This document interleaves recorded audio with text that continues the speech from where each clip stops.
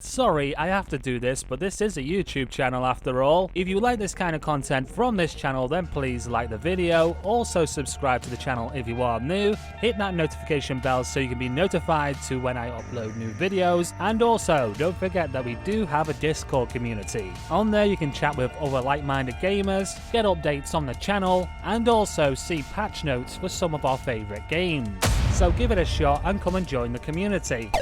Okay, so let's talk about my experience so far on the PlayStation 4 platform with Apex Legends. As you know, I'm quite fond of Apex Legends and more importantly the arenas, which is the game mode across all platforms that I have the most time in. As of recording this video, I'm a level 450 on PC and 76 on the PlayStation 4. Just so you know, I use all the same settings on the PC as I do on console. However, the overall experience isn't as one-to-one or unified as you would think, because there are some major differences between the platforms. So previously I'll be playing arenas because, well, I think it's more balanced, because in the Battle Royale, even if you're dropping a high tier loot area, it doesn't mean that you're guaranteed good stuff, and you could be, well, at a disadvantage if you come up against someone who has better gear. There's always a little bit of luck in Battle Royale. However, in arenas, it plays out differently. You're always in a fair fight. It comes down to what guns you buy in the round, what kind of strategy you come up with, your teamwork, your positioning, and being able to hold lines of sight. Well, it obviously comes down to more than that once you get deeper into the meta. However, what I'm trying to say is everyone starts off in the same position, the same shield, the same resources. It's your own decision making that ultimately defines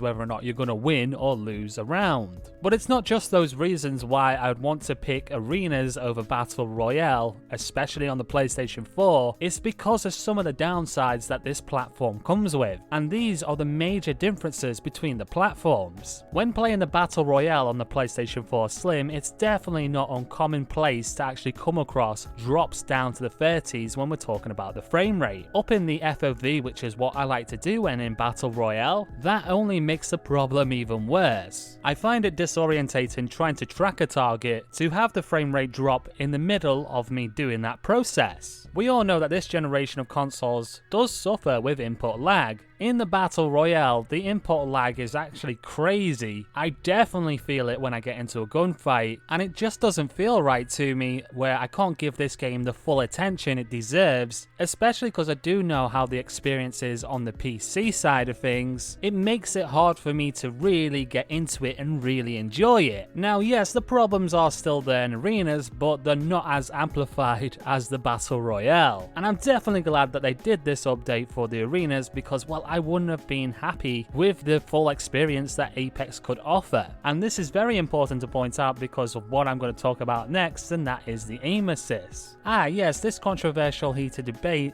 ever since Crossplay came to Apex Legends. As someone that uses a controller on both PC and console, let me definitively answer this and put it to bed, especially because of all the false information out there and the common misconceptions. From first-hand experience, I believe it's totally fair what they've done here in Apex Legends. I believe 60% is fair on console and 40% is fair on PC. Not just because what we talked about, the frame rate difference and also the input lag, but there is more customization on the PC. You can change video settings to make things more clear, you can have higher resolutions, you can even pick your resolution or even make custom resolutions like stretch res, which is not to be taken lightly by the way, especially if you play something like arenas where you have line of sight advantage. And I honestly think that the people that complain about this just haven't experienced it on console and don't even know what they're talking about. And admittedly, a lot of these are keyboard and mouse players. You're supposed to be the master race, stop complaining. Especially when you have movement advantage too, when you can shield swap quicker, you can loot and move at the same time, plus all the other benefits that we've already talked about. If you legitimately want something to complain about when it comes to the 60% aim assist, then complain about the people using the devices like the Cronus Zen or the Exim, which can actually take advantage of the extra aim assist and make it unfair. But then again, we're not talking about the game, we're talking about cheating, so yeah, that is not the same, but definitely a viable option if you want to redirect your anger. The biggest and funniest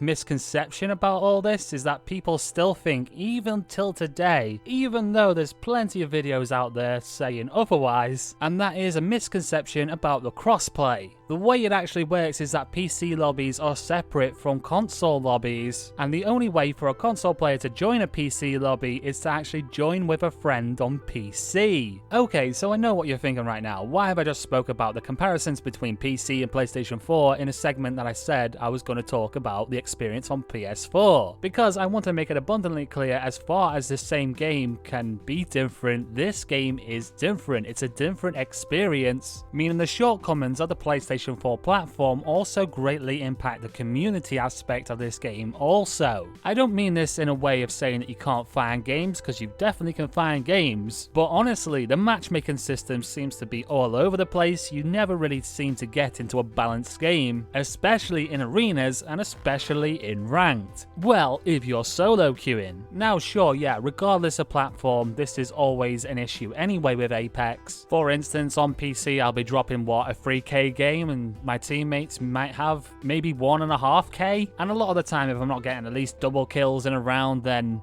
what hope do we have of winning that match? But this is definitely more balanced than the experience that I get over on console, where I get paired with 2 silvers, and on the opposite team I've got like 2 masters. I noticed once I hit platinum that the matchmaking system just went completely west and had been smoking something. This wasn't just in ranked arenas, this was also in casual. When I was solo queuing, I got paired in with a pre-made squad, which wasn't just any squad by the way.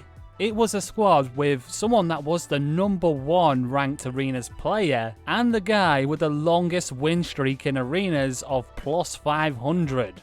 I wasn't recording at the time, but here's a little screenshot of that. I think I figured out why there is such a big division between the matchmaking, especially when it comes to the PlayStation platform, and I think it all does come down to the performance of the actual system itself that creates that bigger division between skill level. If you're solo queuing and you're winning most games and your performance-based matchmaking is good, the game will try and balance the match, therefore it puts you in an invisible contract to always get the weaker players on your team. This is 100% and completely fine with me when it comes to casual, but when it comes to ranked gameplay, you should always be on a team of equal skill against another team of equal skill. The current rank system within Apex Arenas does not take this into consideration. The current scoring system only rates you on wins and losses despite your performance during the match, which I believe is a huge mistake and a grave error, because lower level players can get carried to higher ranks than they deserve, and it dilutes the credibility of the rank that you belong to. Not to mention, if you're carrying every one of your games, you should not be punished for that, which again the current AP system does not cover. It does in Battle Royale, it just doesn't in arenas.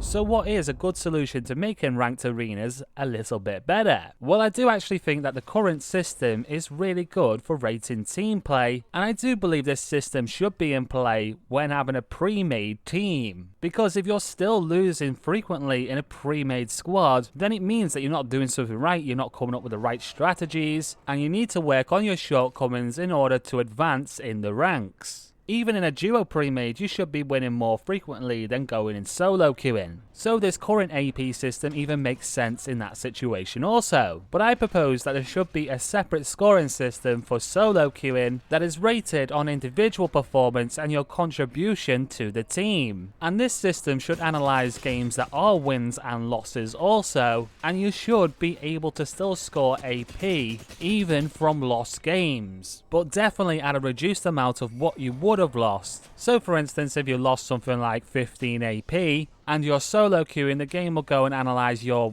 individual performance and how much of a contribution you actually made to that game. Just an example of this scoring system, you could get 1 AP, say per 1000 damage. So games that I've had and I've triple killed and got 4k damage, that would be taken off the total sum of 15, dropping the punishment to 11. Let's say this game went to sudden death, and I'm the only one on the team that's actually putting in any work, and the reason why we even got to sudden death with something like 9 kills, which is definitely a high possibility, and it's something that has happened to me before. Then each kill, assist and knock will also count for 1 AP. Say in this game also I was lifeline and picked up 2 of my teammates, and that was worth +1 for each revive. Then in this particular game, this scoring system has realized that I made a good contribution It wasn't my fault why we lost the game. I've not gained anything from the match, I've not lost anything. However, little Tommy that gets 2-tapped gets the full punishment of -15 because he sat in the corner the whole game and only got 200 damage. 0 kills, 0 assists and 0 knocks. And the scoring system for wins can also be pretty similar. Say in that same situation, in that same game you actually won, you start off with a base of 0 and the only score that you actually get is from your contribution. But instead of scoring 1 for each of the factors that I talked about, instead you score 2. So in this hypothetical game, I would have scored 30 AP for this particular win. I don't really think you should get a bonus when solo queuing for wins. And sure, yeah, when you're starting off, this means that you have to play more games to get to the rank that you actually deserve, but it would actually weed out a lot of the bad players that get carried to higher ranks. Because if they're only gaining, 6 AP per game because they did pretty much nothing, and say they do nothing for the 2 games that they win, then they're not going to be able to advance from this rank level. In fact, they're more likely to get D-ranked because, well, they just didn't put in the effort, they didn't put in the work, they didn't contribute to the team, so they don't deserve to be in that rank. A more detailed scoring system such as this would make the game so much better to play ranked. It would be way more accurate to your actual skill. Bad players won't get carried, good players won't get discouraged playing solo, and it would place players in the correct rank that they deserve. But anyway, this is just a theory of how to make the ranked arenas experience better. If you have any ideas, also let me know down in the comments. If you enjoyed today's video as well, I feel like I kind of packed this one with a lot of information, then please don't let my efforts go to waste, especially if you've been watching all the way up to this point. Smash that like button, get subscribed if you're new, I really do appreciate the support. And again, we do have a Discord community, you're welcome to join it and the link will be down below. With that said, I've been Tech from Tech Evolved and I will see you in the next video.